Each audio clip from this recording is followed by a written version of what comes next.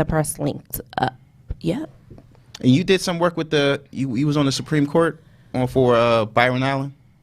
Oh, I did. I did go out there and should we explain what's happening? Well, with that? what's happening with that is he feels that he feels that he was discriminated against with his contract, pretty much. I think he is a shadow agent for the Democratic Party, as far as trying to solidify his stance in the media, because right now the transition is happening.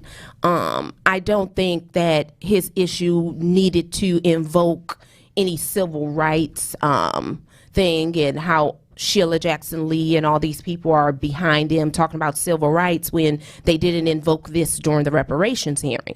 So I just think it was pretty much more antitrust, a contract thing with him more than anything else. I don't see it as far as them a civil rights matter. It's more of a contract matter.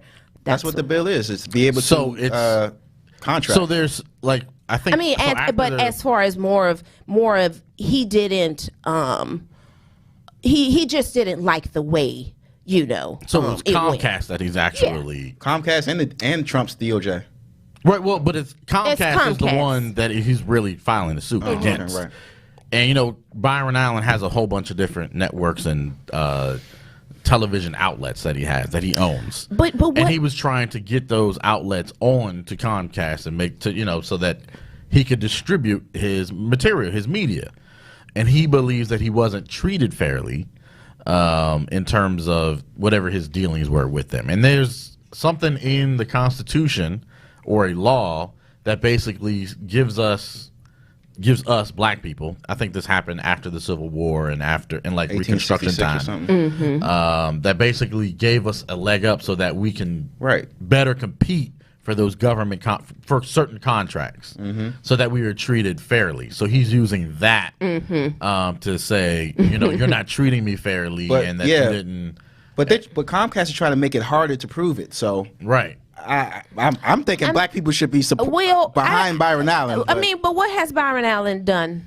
I mean, at the end of the day, has your child been able to watch any? I watch Comedians Unleashed. Any family friendly? I'm just saying. Have they been able to watch any educational programming that he's delivered? I mean, he has the Weather Channel. He bought the Weather Channel. That's a great move. And I just think, shit, if you got the Weather Channel down, why are you out here worrying about Comcast? Like you could go and file for a license to get your own. So your own channel and things like that, your own wave and things like that. So why are you worrying about I just think this is more of the Democrats are behind him. His issue is that if I let this go, what precedents will it set in terms of how they treat minority-owned media companies in the future?